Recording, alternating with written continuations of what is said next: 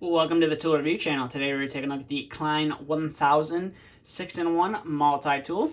So to start off the video here, you can see you have a nice pair of red dipped handles right here. You have the Klein name stamped in white, you have made in the USA, and you have the 1000, it's your model number stamped on there as well. And then coming onto the back side of those handles, you have your warning. It's not insulated, it will not protect you against electrical shock, so don't go trying to use this on live circuits or near live circuits, because you're obviously going to get hurt and damage the tool as well.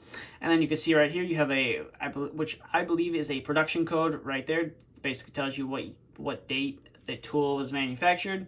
And you have USA laser etched onto the surface. You have Klein Tools, and you have a little always wear eye protection warning right there as well.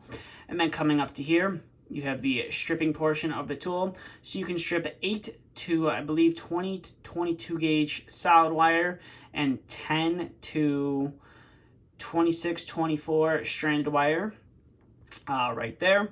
So you definitely have a large variety of different stripping holes you can strip wire with right there. And then coming up to here, you have your cutting edge right there, and that is for cutting copper wire and soft wire only. So you're mainly only going to want to cut copper and aluminum wire with this. Don't try to go cut hard steel wire with that.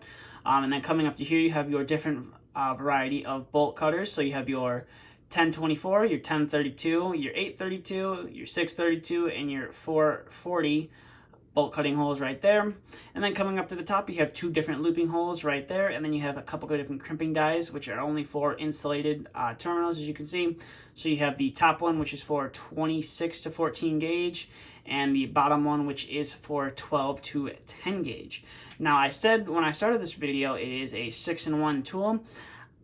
I'm not sure what the 6th function is on the tool, because as you can see right here, this is 1, wire stripper, 2, wire cutter, 3, bolt cutter, 4, the looping holes, and 5, the crimpers. I'm not really sure what the 6th function is on this tool, so if someone knows, please leave that down in the comment section below. I would definitely love to know what the 6th function is on this tool. Definitely would be nice. And as you can see, everything on the front is laser etched onto the surface of the tool. And then when you come to the back, as you can see, almost everything is stamped onto the back of the tool except for your different bolt holes. So if you wear these guys off, you're kind of going to be at SOL, and you just gotta have to go off memory of which size bolt hole is which. So enough about the detail on the tool. Let's get to some of the functionality of the tool. So we're going to first start off with some 18 gauge solid wire. So for the 18 gauge solid wire, it is going to be the second hole from the top, and we'll go ahead and insert that guy there, and we'll see if we can pull off that insulation. And it is a little bit hard to do with a tiny piece of wire, but as you can see right there, we are able to pull off that insulation. Did kind of nick the wire, but that's my fault, since it's a little piece of wire that I decided to use for the video. But it does strip off that insulation, no problem whatsoever. You just put it on a little bit of an angle and you pull off that insulation, no problem whatsoever. So we'll go ahead and cut that guy off and set that guy to the side.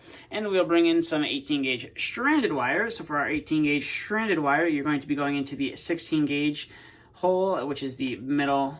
It's kind of in the middle, it's third from the top. 16 gauge solid and 18 gauge stranded. So this is 18 gauge stranded wire right there. Go ahead and pull off, and as you can see right there, you can pull off that insulation, no problem. As soon as you cut that insulation all the way around, pulls off no problem, and the cutters have no problem cutting through this 18 gauge stranded wire. So we'll go ahead and strip that wire one more time. We'll strip it a little bit longer of a piece. So we'll go ahead and put it in, I'd say to about there.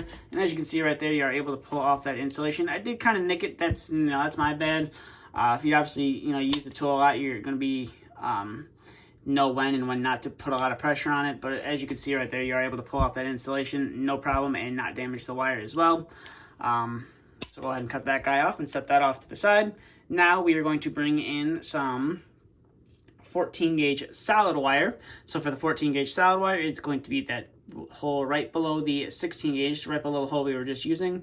So go ahead and insert that guy, and as you can see, you just tilt the tool on a little bit of an angle, and you're able to pull that insulation off, no problem whatsoever. So we'll go ahead and cut that guy, and as you see, the cutting knives have no problem getting through that 14 gauge solid wire.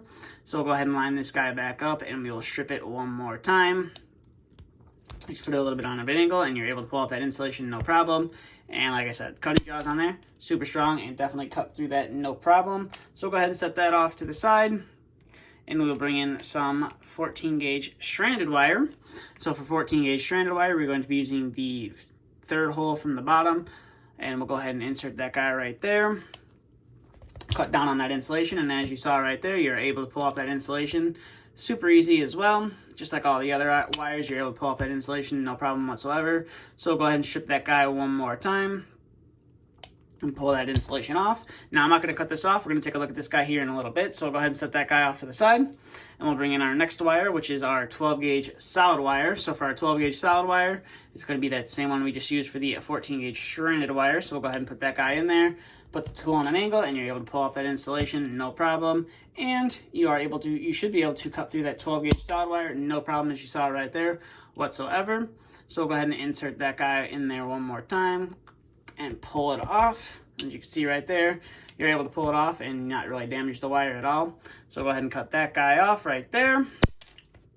We'll set that off to the side, and we'll bring in some 12 gauge stranded wire. So 12 gauge stranded wire, going to be using that second from the bottom hole right there, and you just crimp down on it, or you just lock it in, and definitely going to fight you a little bit more. And as you can see right there, kind of pulled off that insulation right there. So I'm going to go ahead and cut that off and try to do a bit of a better job on this one. Just put it in there, give it a little turn, and you should be able to pull off that insulation. As you can see right there, it did kind of nick the wire. Definitely need a little bit more practice with this style of wire stripper, but we'll go ahead and set that guy off to the side, and we'll bring that guy back in here in a minute. And now we'll move on to our final wire, which is the 10 gauge stranded wire. So go ahead and spin that guy around, and it's a little bit challenging to get that off, but as you can see right there, you are able to strip off that insulation. And we'll, bring this guy in real quick, and we'll bring a nice little terminal in for that guy. And we'll go ahead and spin that on there and put the wire there on the inside. And we'll go ahead and crimp that terminal on and see how well the crimping function of this tool works.